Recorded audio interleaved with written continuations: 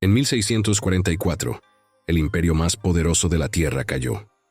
No ante un ejército superior, no ante el hambre ni la plaga, no ante décadas de revolución. Cayó porque un general abrió una puerta. Su nombre era Wu Sangui. Comandaba el paso de montaña más estratégicamente crítico de toda China, el único corredor terrestre entre las fuerzas manchúes al norte y el corazón chino al sur. Durante semanas Wu Sangui se había negado a abrir esa puerta.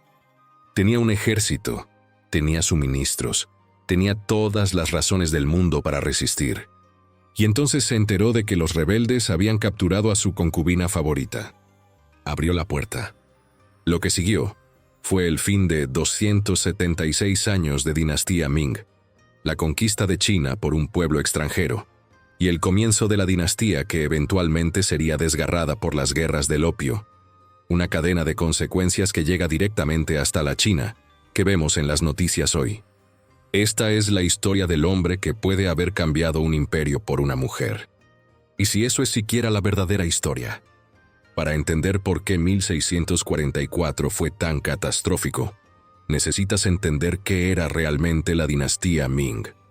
Los Ming habían gobernado China durante 276 años cuando cayeron. En su apogeo, gobernaban entre 60 y 200 millones de personas. Las estimaciones de los historiadores varían tanto, porque los propios Ming eventualmente perdieron la cuenta de exactamente cuántas personas gobernaban. Ese solo hecho te dice algo sobre la escala que estaban manejando. Los Ming construyeron la Gran Muralla tal como la conocemos hoy, no las ruinas desmoronadas de tierra apisonada de dinastías anteriores.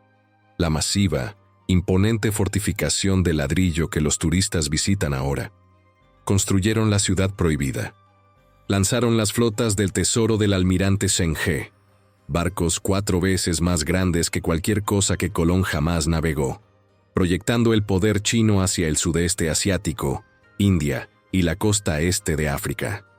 En su apogeo, los Ming no eran solo una potencia regional, eran el centro de la civilización más sofisticada del mundo. Pero para 1640, los Ming estaban muriendo por dentro.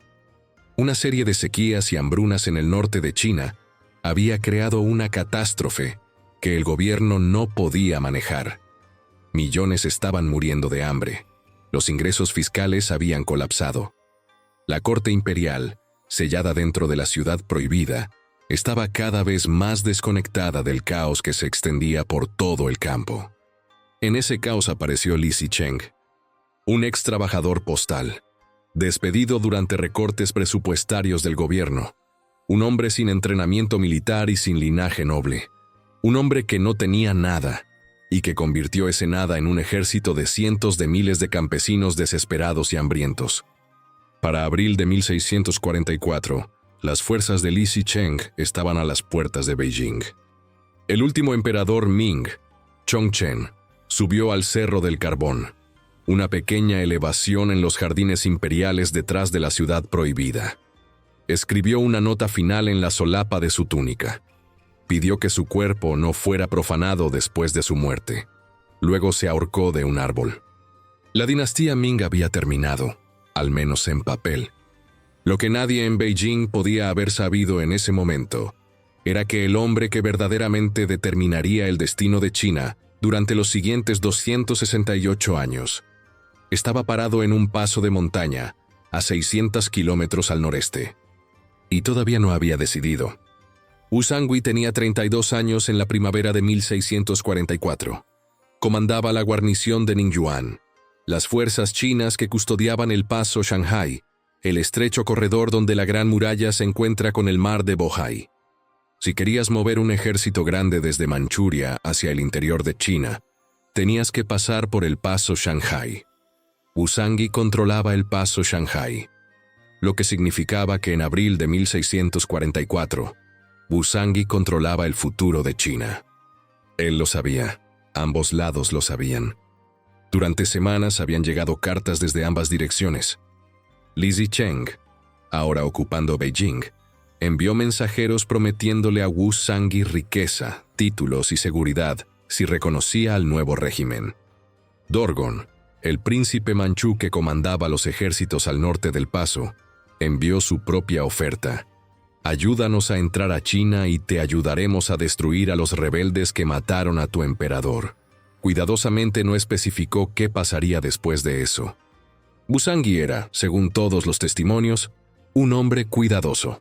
Un pragmático que había navegado el caos de la corte Ming en colapso sin ser ni fanáticamente leal ni obviamente traidor. Casi había decidido aceptar la oferta de Li Zicheng. Y entonces llegó un mensajero con noticias de Beijing. Los rebeldes habían confiscado la casa de Wuzangui. Su padre estaba bajo arresto y siendo torturado para obtener rescate. Sus propiedades habían sido incautadas. Y Chen Yuanyuan, su concubina favorita, una mujer tan célebre por su belleza que su nombre aparece en poesía escrita por hombres que nunca la habían conocido, había sido tomada por uno de los generales de Li Zicheng. Lo que pasó después ha sido debatido por historiadores durante 380 años. La historia tradicional, grabada en poesía y ópera chinas, dice que Wuzangui perdió la razón, que un hombre que había calculado cada movimiento político con fría precisión, de repente tomó la decisión más imprudente de su vida por orgullo herido y amor por una mujer. El poeta Wu Weijie, escribiendo apenas años después de estos eventos, lo capturó en una línea que se volvió famosa. Había abierto el paso por el bien de una mujer hermosa. La historia revisionista, favorecida por muchos historiadores modernos, dice que la narrativa de Chen Yuanyuan es mayormente leyenda, que Wuzangui ya se estaba inclinando hacia los manchúes, que el cálculo real era más simple y más frío. Los rebeldes de Li Zicheng eran violentos, inestables, ya estaban torturando a su padre. Los manchúes eran disciplinados, organizados y ofrecían un trato real. La concubina era la historia que podía contarse a sí mismo después. La verdad probablemente está en algún punto intermedio. Un hombre bajo una presión insoportable, enfrentado a una elección imposible, que eligió la opción que le permitía llamarse algo distinto a un traidor. El 27 de mayo de 1644, Wuzangui abrió las puertas del paso Shanai al ejército manchú. Las fuerzas de Dorgon se derramaron a través. Se encontraron con el ejército de Li Zicheng en las llanuras al oeste del paso. Los rebeldes, agotados por su marcha desde Beijing y aturdidos por la escala del poder militar manchú, se desbandaron y huyeron en cuestión de horas. Li Zicheng se retiró a Beijing. Se quedó un día. Celebró una ceremonia de coronación que duró pocas horas. Se declaró a sí mismo emperador. Luego huyó de nuevo. Estaba muerto en 2 meses, muerto según algunas versiones a manos de aldeanos con herramientas de labranza. Para junio de 1644, las fuerzas manchúes estaban en Beijing. El emperador Shunji, un niño de 6 años, fue colocado en el trono del dragón. La dinastía Qing había comenzado. Y Wuzangui, el hombre que había abierto la puerta, fue recompensado con un vasto dominio feudal en el suroeste de China.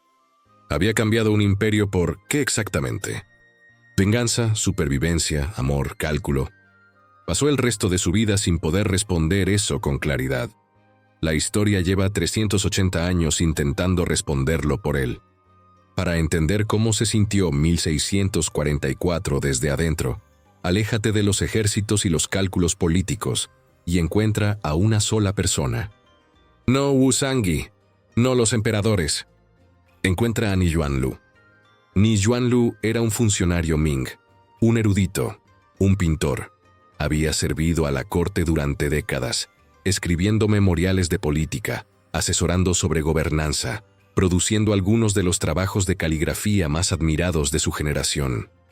Estaba en Beijing el 24 de abril de 1644, la noche en que las fuerzas de Li Zicheng atravesaron las murallas exteriores de la ciudad. Los registros históricos de esos días nos dicen que Ni Yuanlu no huyó. Se puso sus vestiduras oficiales de corte completas, las vestiduras que habría usado en una audiencia imperial. Se sentó en su escritorio y escribió una carta final. Luego fue a su jardín y se ahorcó de un árbol, de la misma manera en que su emperador lo había hecho horas antes. Tenía 54 años. Podemos imaginarlo en ese escritorio. Un hombre que había dedicado toda su vida a un conjunto de creencias, que la erudición, la lealtad y la conducta correcta eran los cimientos sobre los que todo lo demás descansaba, que la civilización tenía una forma y que esa forma valía la pena morir por ella. Los rebeldes no habían venido específicamente por él. Podría haberse escondido. Podría haber esperado. Otros hicieron exactamente eso, y eventualmente sirvieron a la corte Qing con la misma dedicación que habían dado a los Ming. Ni Yuanlu eligió no hacerlo. Y en esa elección, entre la acomodación y la extinción, puedes ver la pregunta que millones de chinos enfrentaron en 1644 y que resonaría a través de cada cambio de dinastía posterior. ¿Qué le debes al mundo que te formó cuando ese mundo ha dejado de existir? La conquista Qing de China no fue un evento único. Fue un proceso de décadas y fue brutal. Primero, la resistencia. Las fuerzas Ming leales se retiraron al sur. Una serie de pretendientes al trono Ming establecieron cortes rivales en Nanjing, en Fuzhou, en Guangzhou. Se llamaban a sí mismos el Ming del Sur. Resistieron, en diversas configuraciones, durante casi 40 años. La respuesta Qing fue sistemática y sin misericordia.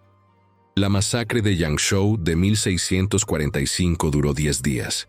Las fuerzas Qing, enfurecidas por la resistencia de la ciudad, mataron entre 80.000 y 800.000 personas. El rango de esas estimaciones solo ya te dice algo. Había tantos muertos que nadie podía contarlos. Luego llegó la Orden de la Coleta. Los gobernantes manchúes decretaron que todos los hombres chinos Han debían afeitarse la parte delantera de la cabeza y llevar el cabello restante en una larga trenza, la coleta manchú. La pena por negarse era la muerte. El eslogan oficial era directo: conserva tu cabello, pierde tu cabeza. Conserva tu cabeza, pierde tu cabello. Esto no era solo una política práctica, era humillación deliberada. Los chinos Han habían llevado el cabello largo y sin cortar durante siglos, bajo el principio confuciano de que el cuerpo es un regalo de los padres y no debe alterarse. Obligar a los hombres a afeitarse era obligarlos a violar una de sus obligaciones culturales y morales más profundas. Miles se negaron. Miles murieron. Y Wu Sangui gobernó el suroeste de China como señor feudal Qing durante 30 años.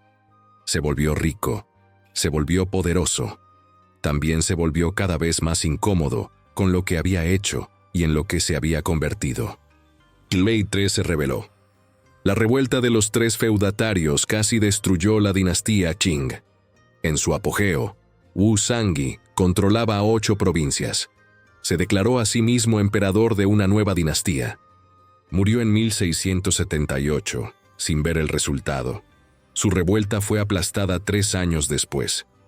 El hombre que había abierto la puerta para salvarse había pasado los últimos años de su vida intentando cerrarla. La historia no le dio absolución por ninguno de los 2 actos. La caída de los Ming en 1644 no es solo una historia sobre un cambio de dinastía. Es la historia de origen de la China, que eventualmente sería desgarrada por las guerras del opio, y de la China que existe hoy. Aquí está la conexión que la mayoría de la gente no ve. La dinastía Qing, que Wu Sangui dejó pasar por esa puerta, era extranjera. Los manchúes no eran chinos Han, y durante 268 años, los gobernantes Qing manejaron esa tensión, siendo lo suficientemente chinos para gobernar China, mientras permanecían lo suficientemente manchúes para preservar su propia identidad. Esa tensión hizo a los Qing permanentemente ansiosos respecto a su legitimidad. Los gobernantes ansiosos no toman riesgos. Los gobernantes ansiosos no reforman. Cuando las potencias europeas llegaron con fuerza en los 1800, la corte Qing enfrentó la misma elección fundamental que Wu Sangui había enfrentado: adaptarse completamente o mantener la línea. Mantuvieron la línea. Sabemos exactamente cómo terminó eso. Las guerras del opio, la quema del Palacio de Verano, el desmembramiento del territorio chino. el siglo de humillación. Todo rastreable, en una línea directa, a la puerta que Wu Sangui abrió el 27 de mayo de 1644. Pero hay un segundo eco, y está más cerca del presente. El Partido Comunista Chino enseña el siglo de humillación como la herida definitoria de la identidad china moderna. La recuperación de esa humillación es la justificación central del gobierno continuo del partido. Lo que el currículo oficial de historia dedica menos tiempo es a la propia dinastía Qing, la dinastía extranjera que gobernó China durante casi 3 siglos antes de que comenzara la humillación. Porque esa parte de la historia plantea preguntas incómodas. ¿Quién cuenta como chino? ¿Quién tiene el derecho de gobernar China? ¿Qué significa realmente China como concepto?